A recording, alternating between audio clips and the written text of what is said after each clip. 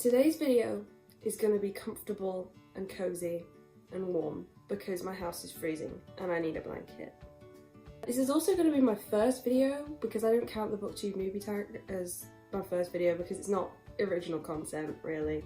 So this is going to be the first video, and I thought for my first video I would just sort of catch everyone up on where I'm at, what I've read in 2018, what I'm reading now into the first month of 2019, and just, you know, just catch up. This is a 2019 new BookTube catch-up video. I'll find a way to condense that title.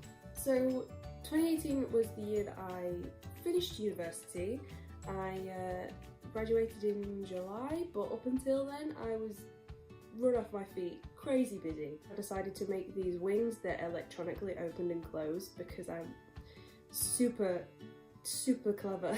I actually followed a lot of tutorials to make these. I took inspiration from a lot of different places as well, and I'll leave the link down below to The Crooked Feather, which is the channel that I sourced sort of most of my research from. But yeah, my final costumes ended up being based on two characters from Daughter of Smoke and Bone by Laini Taylor, which was the book that I chose to base my final year project on.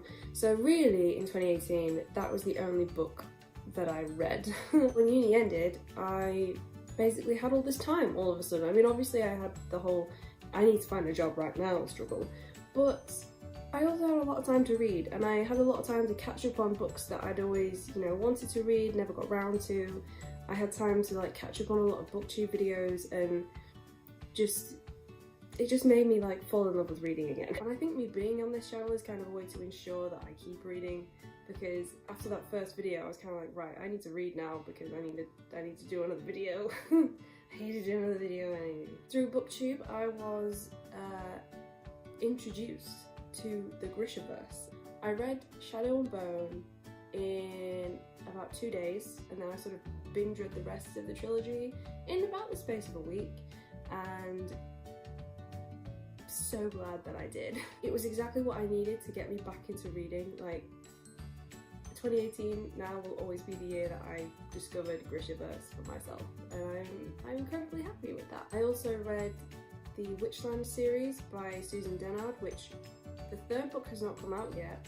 She kept pushing back the release date, which I'm very annoyed about, but I have read Truth, Witch and Wind Witch and loved them both, thoroughly enjoyed them. So as you can see, there's kind of a theme going here, like witchy books are kind of my thing.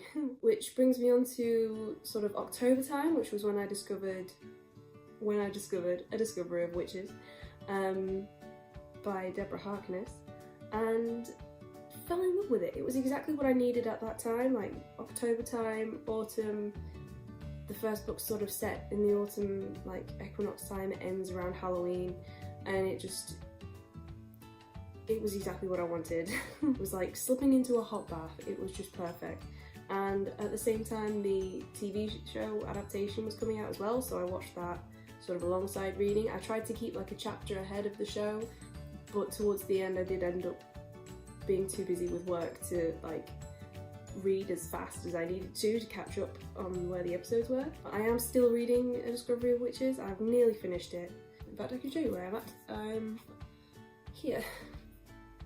I know what you're thinking, just freaking read it, just read it now, and I will. I'm getting there, just making it last.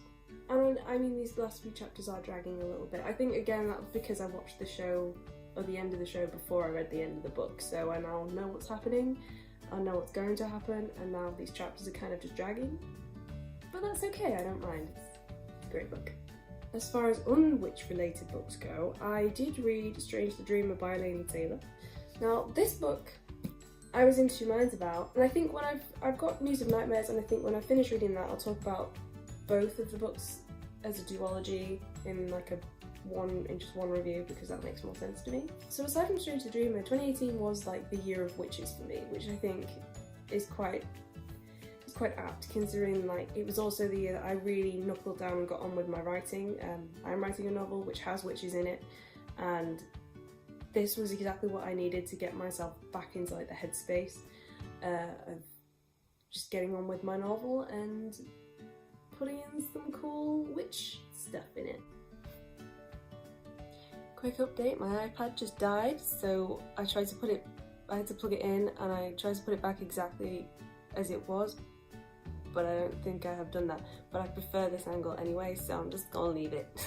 Over Christmas I actually started reading another book, which I shouldn't have done while I was still reading A Discovery of Witches, but I wanted to, and I'm glad that I did. And that other book was Six of Crows.